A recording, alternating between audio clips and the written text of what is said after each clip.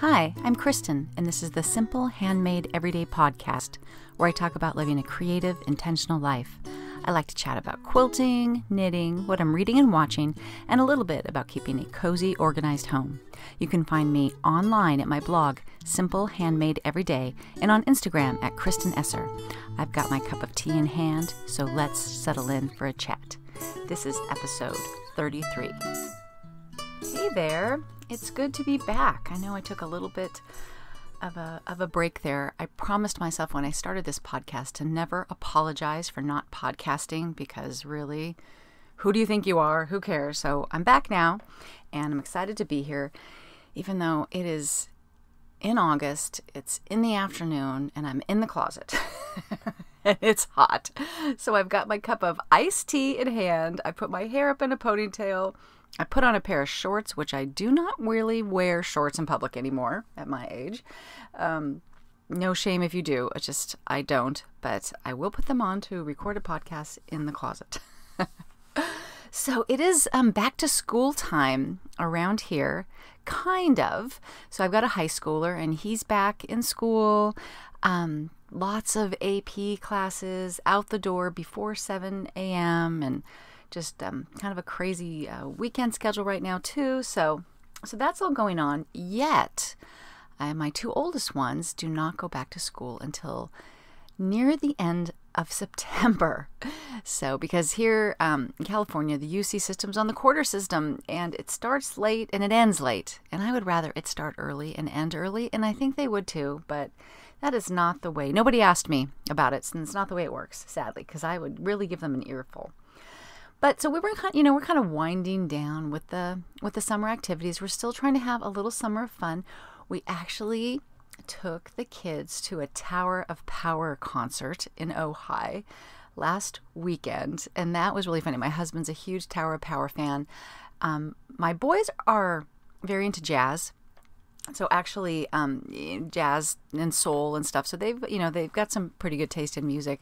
So they know Tower of Power well. So that was really fun. What was really interesting, though, was the demographics of that concert. Oh my gosh, it was 80% 60 years old or older, I think. My kids at 16 to 21 were by far the youngest people there, until these people in front of us came with like a 9-year-old and a 14-year-old or something. But it was also really funny to see everyone like standing up and dancing, crowding the stage and dancing. And my kids are looking at me like, where is the dignity of these old people? I'm like, they were young once. They are reliving it. So that was actually really fun. We had a really good dinner there in Ojai. I love Ojai. I want to live there someday. And what else? Just, kind of fun stuff. The boys and I went and did a mini golf trip one day. And that was kind of funny because we went to Panera for lunch afterwards. And so it's the middle of the week, and it's, like 12:30 or something. We're having lunch, and one of my sons said, "Would you look around at the demographics of who is having lunch here right now?" And we decided it was best described as the demographics of a quilt convention. Because they were all kind of older women having lunch in pairs, with the occasional person with their husband. So then we just started creating personas, like, oh, that guy, he brought his wife to the quilt convention, and he's, so they're having lunch now. This guy, this young guy with a laptop, he actually is a fabric rep. Like we just created this whole scenario that it was quilting convention. It was just so funny. It's like, who knew that, again, the demographics of Panera lunch was women who are retired. It was pretty funny. But so anyway, so we're just kind of, I'm in that real weird transition time where it's not quite fall. We're not truly in back to school territory yet. So I'm still kind of struggling to find my daily routine. But you know what? It's fine. I no way want to rush my college kids home. This could be, oh, I'm going to cry when I say this. This could be the last summer that everyone comes home. Next year, Chloe, God willing, knock on wood, will have a job. And Jonah very likely could have some kind of a computer science internship somewhere else where he won't really be home for the summer. So I'm not really ready to rush this out. But on the other hand, when things are just quiet and a little more routine around here, I'm kind of looking forward to that too. Speaking of which, so when I'm recording this, we're getting to the end of August of 2019, which means we've got 4 months left of 2019. And because back to school time is kind of like, the second new year, for a lot of us, we think of it as being a time to sort of turn the page.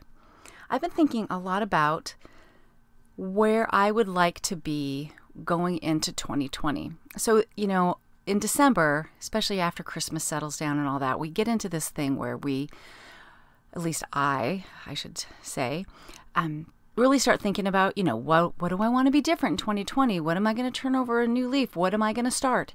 And what I would really like to do is think about those things now and establish some projects, some habits, some behaviors that make me feel like as I'm going into 2020, I've already got a lot of this stuff going, okay?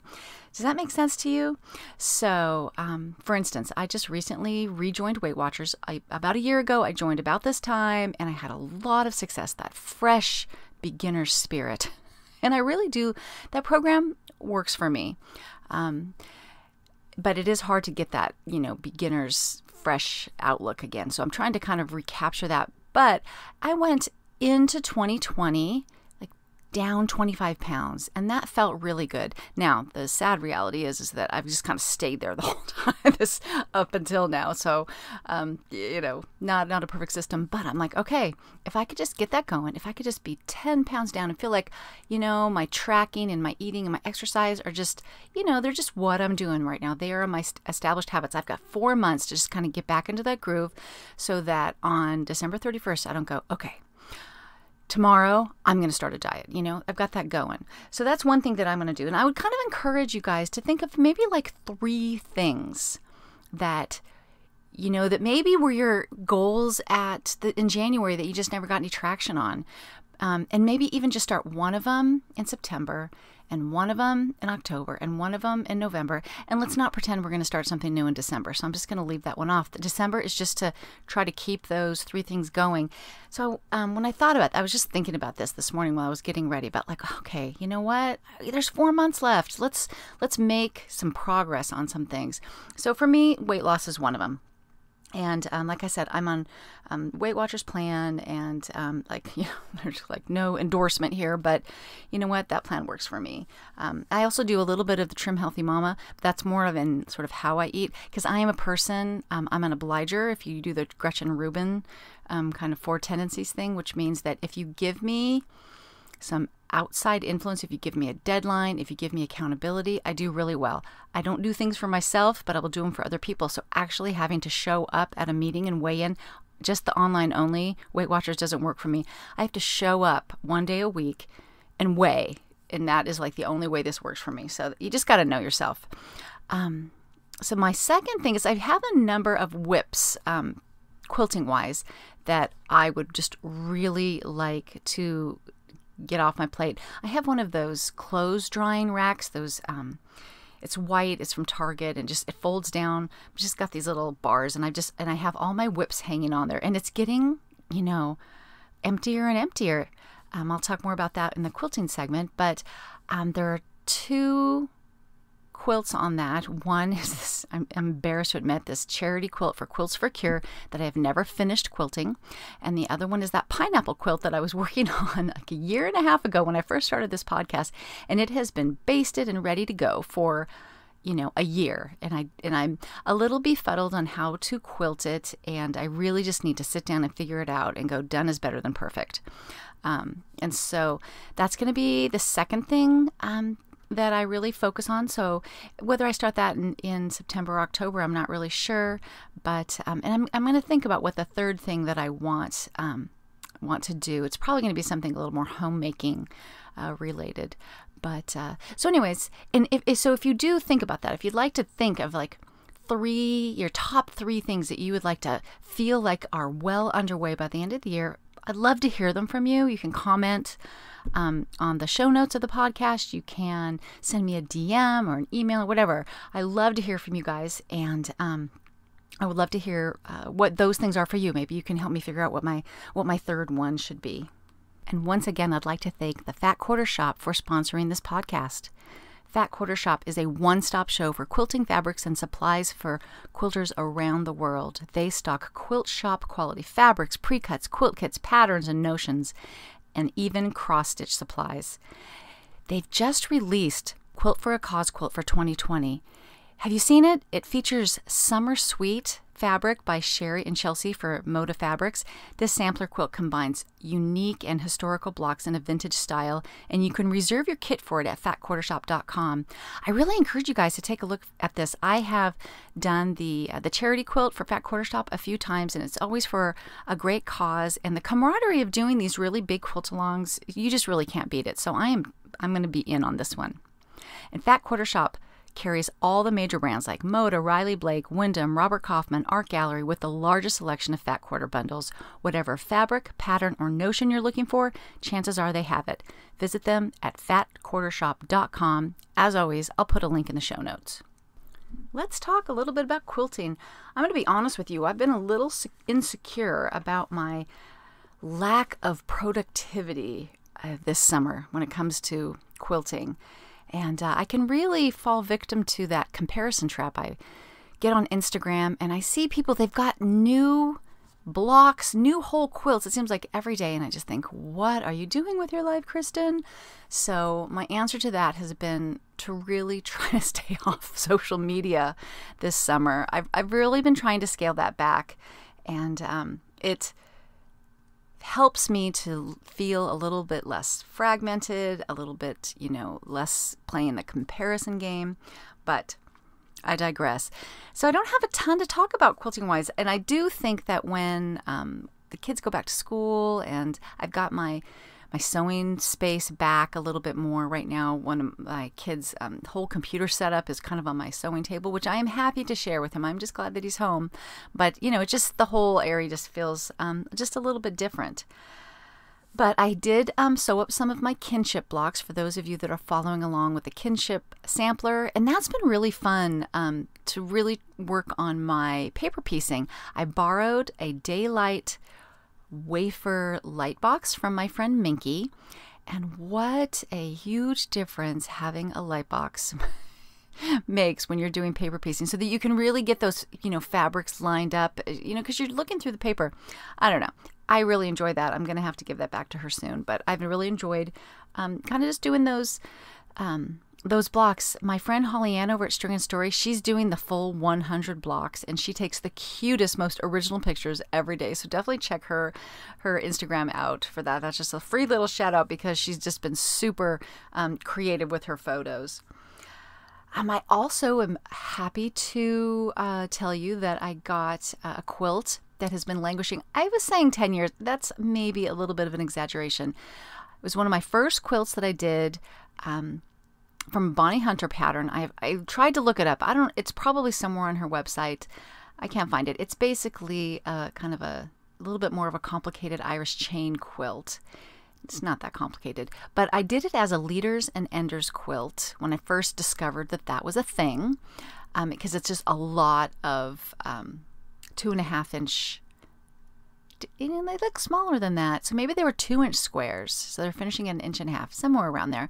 But I've said this before, but it's when I really didn't have any cute scraps. So I was cutting up this old fabric that I had, and it was all very random. None of it went together, but that's the Bonnie Hunter style, right? So I cut up a bunch of them. I did them as leaders and enders for a couple of years until I finally said, okay, you know what? I'm just going to sew this sucker together.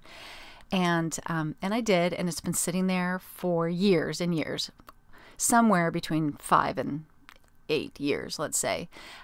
And I finally figured out that I'm going to give it to a family member. So I talked about this last podcast. I bought the Blossom fabric in denim, and it turned out it's very cute. So that's going to be the back. And I can either bind it in that same color, or I also bought Blossom in a a dark red. So we'll see. We'll see what that looks like. So that I actually sent off to the Long Armor yesterday. That's Deanna Sanzano from Sewing Blue. I'll put a link in the show notes. She's very reasonable, very professional, does a great job. And I told her in the email, I'm like, I feel like this is just such a gift to, get this off of my whip list, get it, off of my mind, and another quilt of mine out in the world, showing love to people that I love. And because I just was never, it has a lot of white space in it because it's an Irish chain quilt, and I just am not that confident of a free motion quilter to do something good with that, so that I was paralyzed by that. So happy that that's out into the world. And I said last time that I think that this quilting by check can get a little bit addictive, especially if you're like me. I'm way more about the design and the fabric and the piecing. Really, it's the piecing. The piecing is my zen. So anyways, very happy so I sewed one seam down a quilt back, so that besides the kinship blocks, that one seam was the extent of my quilting, but not my sewing. Because the other day, my daughter came in one evening while I am, you're going to laugh, I'm actually doing some embroidery, which I'll talk about in a minute, and I was watching cleaning videos because, that's what I do now on YouTube. And she said, can you take in the waist on these jeans? So she just bought a pair of jeans, and it's one of those things where she liked the wash and the color, but they were a little big, but they did not have a size down in that that it was kind of a lighter wash jean, and she couldn't find the right size. And so she convinced herself that they were okay. And then as soon as, of course, she started to wear them, they bagged out and they're now falling off. I'm like, oh, shoot. So, but she just purchased them. So, you don't want to just like throw in the towel. I'm like, oh gosh, I don't really do alterations. I know you have a mother who has a sewing machine and an iron set up at all times, but alteration's not my thing. But I said I would do it, and it was kind of hilarious. So I decided to do all these things like I should have just looked at YouTube first. Let me just say that. So she just wants me to take in the waist. And so I tried doing 2 little pleats on either side, just right on the behind the belt loop that's in the center of the back. And that was kind of too bulky. And then we decided we were going to try to do one. I took that center belt loop back and I did one big dart there and then put the belt loop back on. Did not work. Just like this big, you can't take like 2.5 inches in on the waist and not have there be some fallout below that. So that's when I started looking up YouTube videos. And there were 2 ways that you could do this, because I know the right way is to take off the waistband, but I'm like, no freaking way. Are you kidding me right now? But this one woman, she actually did take the waistband off, just like 3 inches on each side. She took the side seams and she unpicked the waistband, cut it, and then just took made it smaller and then reattached it. And I think just kind of eased in the fullness for the jeans. And it was kind of an ingenious method. And this YouTube video has like 1.6 million views, but oh my gosh, the jacked up way that she sewed that waistband back on with just these horrible looking seams. I was like, oh my gosh, girl, you could have spent a little more time on that. But that way seemed kind of cool, but scary. And the other way was this other video that I suspect is how you would do it. If you took it over to, like your local dry cleaners and said, can you take this in? This is what they would do. And he put 2 darts in. It's kind of what I started with. It's just that he put them in a better place than I was trying to do. So just 2 darts kind of I did about 3 inches on each side of the center. And then I ended up taking in really about 3 inches, about 3/4 of an inch on each side, which all that multiplies out to be bigger. Anyways, and if you pay attention to getting your, those top stitching lines lined up, it turned out really good. And she's wearing them today and they feel much more comfortable. And if you weren't looking for it, yes, there are some some seams there, but the way he had them do the darts, I think that's it was a big triangle, so it comes down to a point, so it really eases that fullness in. Anyways, it worked out pretty good, and I had the perfect jean top stitching thread in my stash because, Aurra, when you're an Aurra artisan, they send you this whole pack of different weights and colors, and so I had like 28 or 40, I think it was 28 weight gold. And so where I had to I had to do some top stitching to finish the whole thing off, and it looks so perfect. It's like it's the right weight, it's the right color. It was very exciting. So that was my big sewing adventure, and it was actually kind of fun. And the other thing that I'm working on is Aurra for the Aurra artisans is doing these monthly challenges, which is really fun. I don't know if you follow Aurra, if you get their newsletter, but once a month they do a roundup. And man, like, I am at the bottom of the heap when it comes to these people. There are so many amazingly talented people who are Aurra artisans. So they have people just working with different weights of threads and products every month. And then they do a little, people are posting them on social media, and then they do a roundup thing on the Aurra Buzz blog.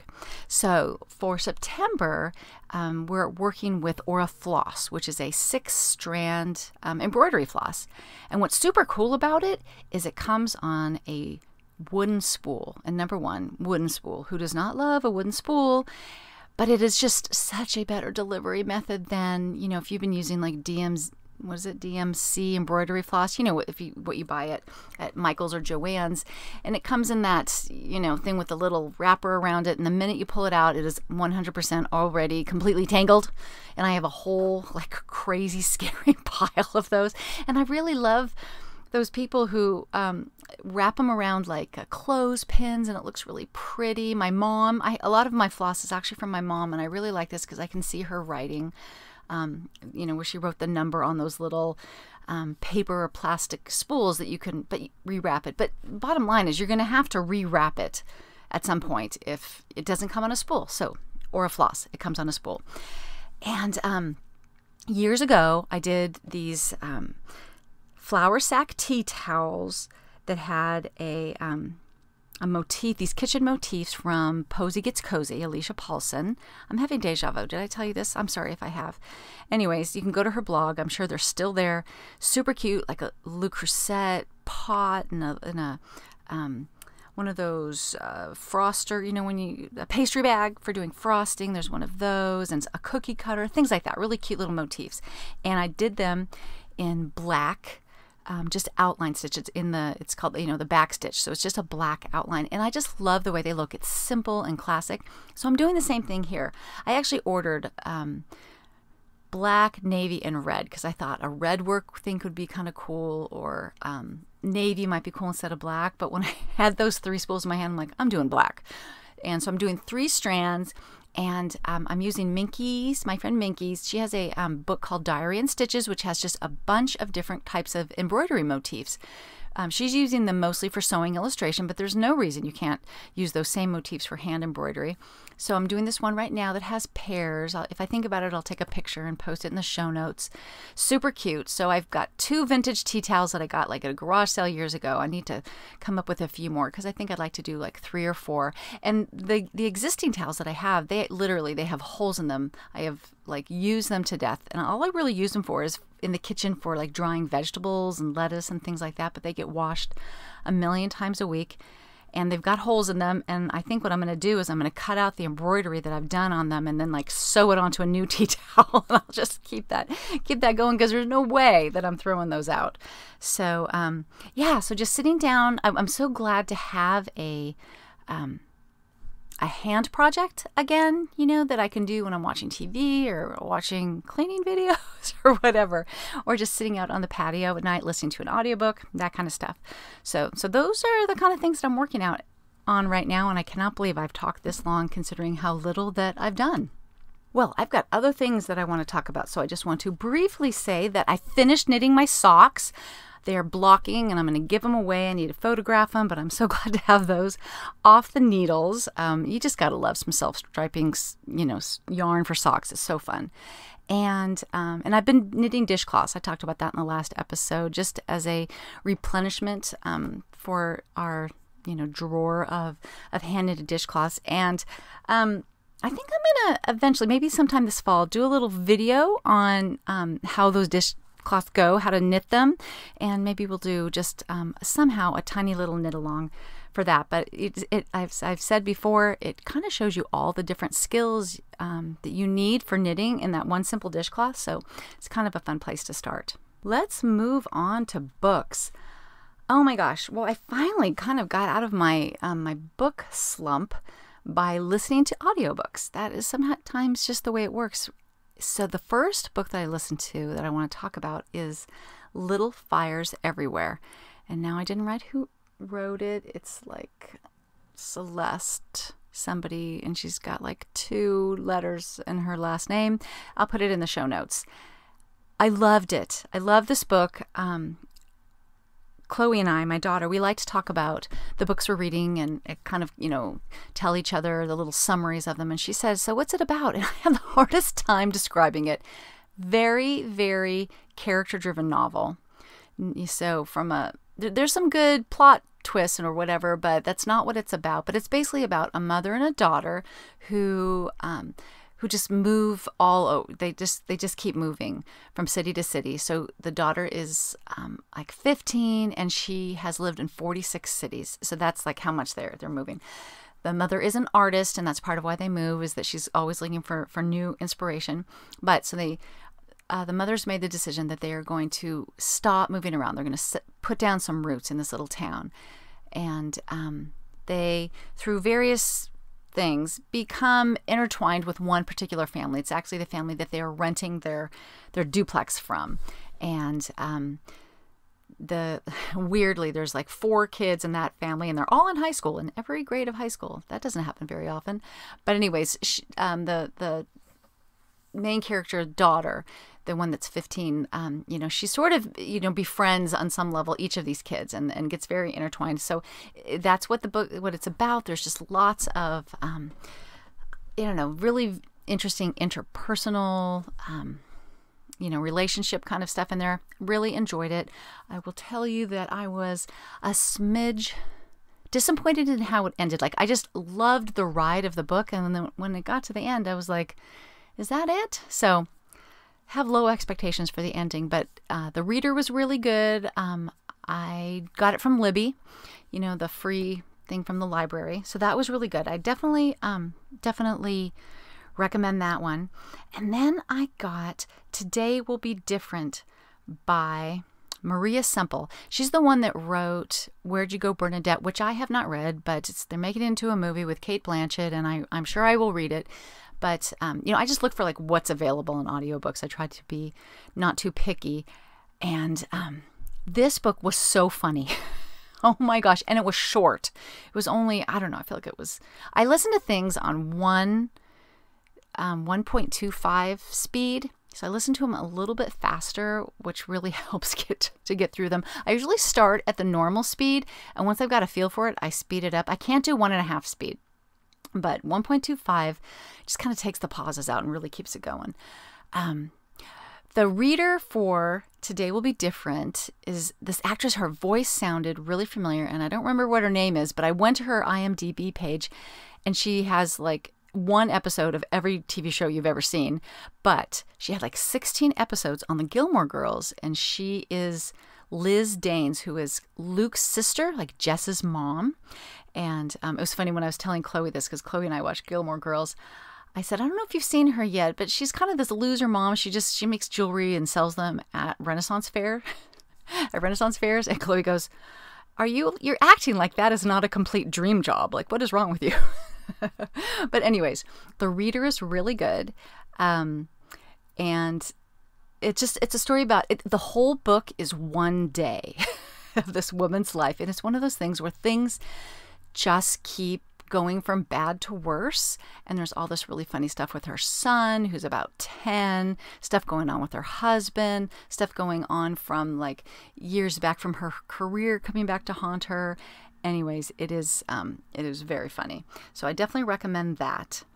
And the other thing that I've been reading is I get this newsletter where she had a link to this sort of homegrown MFA website, like, which is a Master's of Fine Arts. And so it was like just like things you can read if you're interested in stuff like that. And one of them was to read a poem a day. I am not into poetry. I feel kind of bad about myself for that fact, to be honest with you. I aspire to like poetry more than I do, so I thought, what better way to do this than to read a poem a day? So there's a website from the U.S. Poet Laureate from, like, I don't know, 10 or 15 years ago, created this website that links to a poem, to 100 poems. And so I've just been doing them in order and just reading a poem a day and just kind of, chomping on it for a bit there in the morning. So I'll put a link in the show notes if you're at all interested in that. But so that's what I'm doing for my mind. So that's kind of it for books. I've got a few shows to talk about. Have I ever talked about Grantchester? So it's, of course, if you know me at all, British mystery. It's like a masterpiece mystery show. We get it here on PBS, but I'm pretty sure that I first came across it on like Amazon Prime, maybe Netflix. I'm not really sure, but it's basically about a hunky, redheaded Anglican priest who befriends the chief detective or whatever, and they solve mysteries together. But it's really good. I love it. I blew through the first 2 seasons a few years ago, and I got this email from PBS saying, "Oh, Grantchester's back." I'm like, "Oh, that's so exciting!" So I go to watch it. It's like season 4, and they have previously on Grantchester, and I'm looking at this going, none of this seems familiar at all. Well, it turns out I missed season 3, so I was actually doubly excited because now, instead of, 10 episodes to watch, I've got 20. So I'm almost done with season 3 now, but I was very excited about that. So, Grantchester, really good, especially, I want to say it's like Broadchurch, but it's not. It's the mystery. It's more like Midsummer Murders. It's lightweight murder as opposed to Broadchurch, which was kind of grisly, hard to watch murder. So if you like lightweight murder, Grantchester is for you. We finally got CBS All Access, so now I have access to Star Trek Discovery. My husband and I are watching that. That's our new show, since we just finished whatever I can't even remember what our last show was. That's been really good. It's very different. It's different from, if you were into, like me, my big Star Trek claim to fame was that I loved Next Generation, which had, in retrospect, a lot of humor and levity and lightness and, relationships. That is not happening here. This is dark. This is war with the Klingons. On a walk one night, my husband and I were likening it to, if you read the Harry Potter series, which was kind of light, fun, children's literature until you got to book 4 and the whole Triwizard Tournament and all the Voldemort and all that stuff, and things changed. It was like, oh, they're taking this in a different direction. This is like a little more Lord of the Rings or whatever. Like, this is not what I thought. This is getting dark. Well, that's Star Trek Discovery. It's definitely dark. No one's laughing about anything, but it's really good. It's just a little different. And what I didn't realize is that it takes place from a time frame point of view before the original Star Trek. So Next Generation was the Next Generation after the original Star Trek. I think this is 100 years before Next Generation.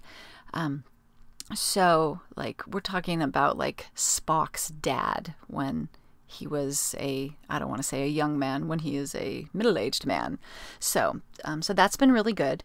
Since we've got the CBS All Access, I'm also watching The Good Fight. And I say that loosely because I've only watched 1 episode. I aspire to watch The Good Fight, which is the spinoff to The Good Wife with Christina Baranski. And it's also got, I don't know her name, but she's got red hair, and she was on Game of Thrones as a wildling. She's married to Jon Snow in real life. Not that Jon Snow is a real life character, but whatever his name, Kit Harington from Game of Thrones. And I know her from Downton Abbey. She was in the first season of Downton Abbey, the maid that aspired to do better, and she went off to be a secretary. So I'm only one episode in, or don't even know like what direction that's going, but I'm kind of excited about that. And our family show, we always do this 30-minute comedy. Sitcom kind of thing is like the last thing before we go to bed at night with the kids. And I've talked about this before. We've worked our way through The Office and Parks of Rec and 30 Rock and all those things. And we are struggling to find a 30-minute comedy. Every time if you go to Google it, you just see all the things we've already watched.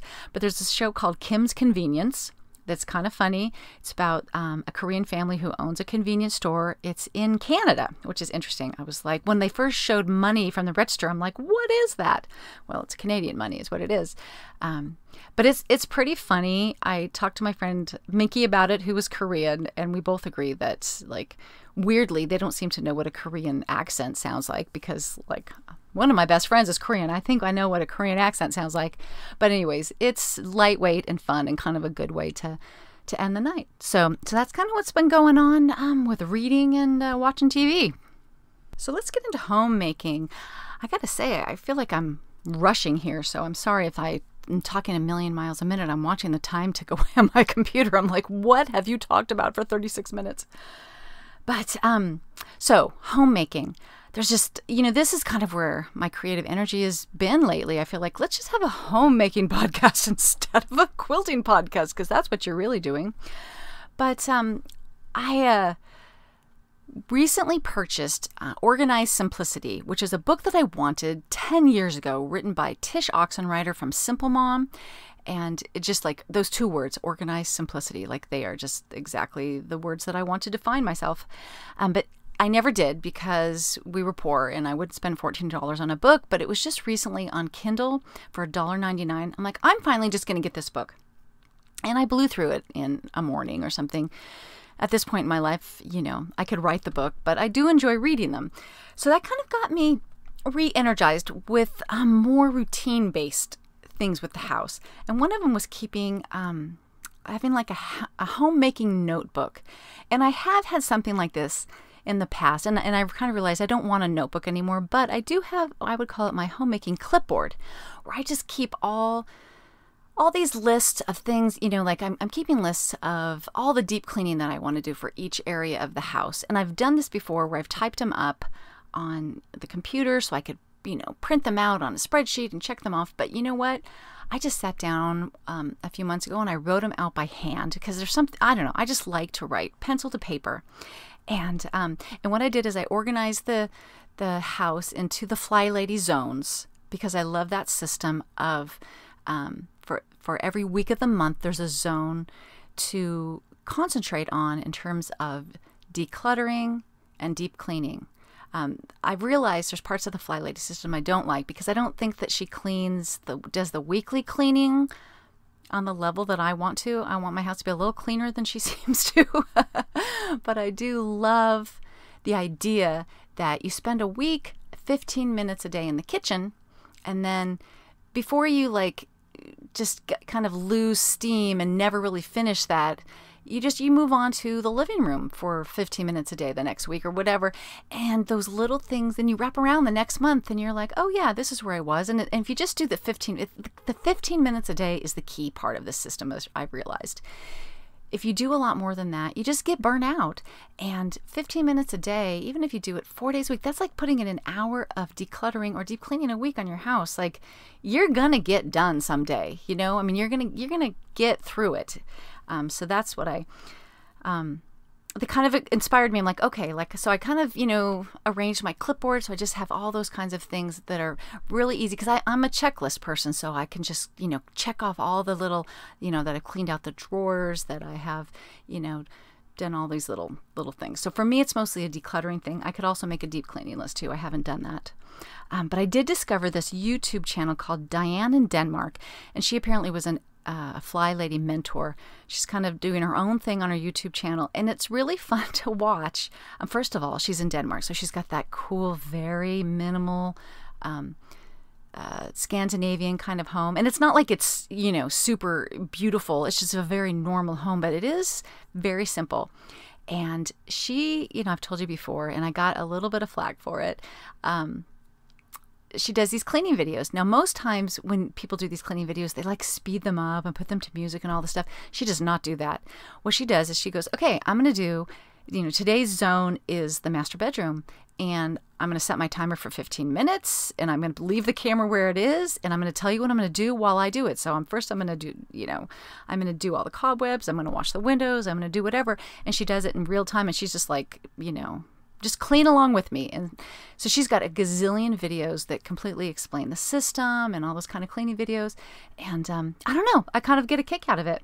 And now, oh gosh, if I wasn't rushing, I would, I'll put a link in the show notes. A listener reached out to me on the cleaning video thing.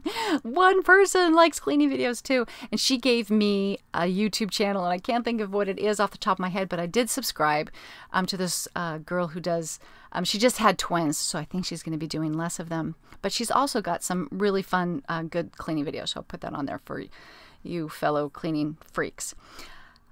One thing that I do like about the Fly Lady system, when I rewatch these Diane in Denmark videos, is that she has something called Anti-Procrastination Day, which is very much like my do the nagging things.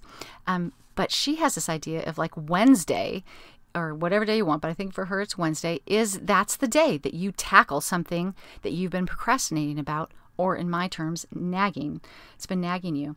So I kind of thought that I would like to work that into my schedule someday, to have a day to do that. And, Gretchen Rubin does it too. She calls it Power Hour, where that's when you just sit down and you make that phone call, you look that thing up, you buy that thing online that you need, you run that thing to the repair shop or whatever. So some of the things that I have been doing, I did a bunch of touch-up paint in the house, which was a nagging item, like little biffs here and there in the entryway, in the family room.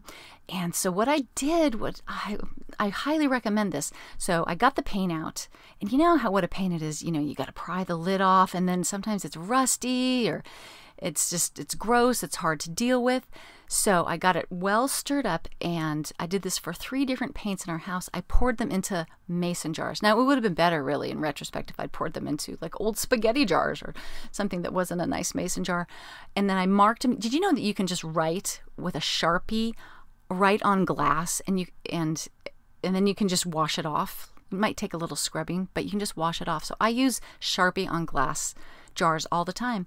So now I have, like, for the family room, for the trim, and for the kitchen, I have these mason jar sized things that I can use for touch-up paint, and it's so much easier to shake up and to just crack that thing open with a little sponge applicator or something and do the touch-up paint. So somebody sent me a link about that, and I was like, that is brilliant. And so now whenever we paint something, as soon as they're done, I'm putting some into a mason jar so that it is handy for touch-up paint. So yeah, so that's been good. And I'm still just working my way around my house decluttering. And people, I'm starting to run out. I have almost lapped the entire house, and it feels really good. I'm not there yet. I keep finding places. Like, I would look in the living room and go, okay, I think I've done that. And then I had to go get some printer paper out, and I'm like, oh crap, I forgot about this cabinet. And so, but now I'm just keeping, and I just keep finding new things to do to streamline more trips to Goodwill. Feeling really good, feeling really light. Yeah, so from a homemaking perspective, maybe think about, an anti-procrastination day, and think about the Fly Lady system of the zones, and just really working through your house 15 minutes a day to declutter. So for my one simple swap for kind of a more natural home, I wanted to revisit something I talked about last week when I talked about I replaced a bunch of weird little things in my kitchen that were wearing out, and for some reason I just was not replacing them. And one of them was an oil sprayer. So this is a way to put your own oil into a bottle and use it as cooking spray for, whatever, for eggs or for baking or whatever. And I am loving this thing. It works very well. It's in a glass jar, and I'm going to be honest with you. We already broke it. My husband knocked it off like he dropped it when he was taking it out to the barbecue. So that's the one downside. But we loved it so much, we just ordered another one immediately. But the sprayer is working really well. It's not getting clogged up. And it just, it just is so much less trash, and you don't have that propellant in your oil. So I'm loving my oil sprayer. I will put a link in the show notes if you just want to check that out. I guess I have a few other things I was going to talk about, but you know what? I am running out of time. We'll have to do it another day. But before we go, I do want to thank a couple people for reviews. I always write these very hastily. See if I can read it. Kelly FL 1963. Thank you so much for your kind words, and Blessed in College Station. So thank you so much for the reviews. As I've said before, I very much appreciate the reviews. It helps us, to keep the show coming up when people search for it. Speaking of which, it had come to my attention that my podcast was not listed in the Google Play Store. So if you're on Android, I apologize. I did not know that was not listed there. So if that means that you were listening from Podbean or on your computer because you couldn't find it in an Android podcast app, that should be taken care of now. And it's also on Spotify if you use that as your podcast app. So so that's kind of a little housekeeping there. So I've kind of really rambled this week, and I've talked a million miles a minute, but it's my favorite time during the week to talk to you guys. And thanks for joining me. And I hope that you had a lovely beverage and were able to do something fun like handwork or running errands or whatever it is while you were listening. And I will see you next time. Thanks again.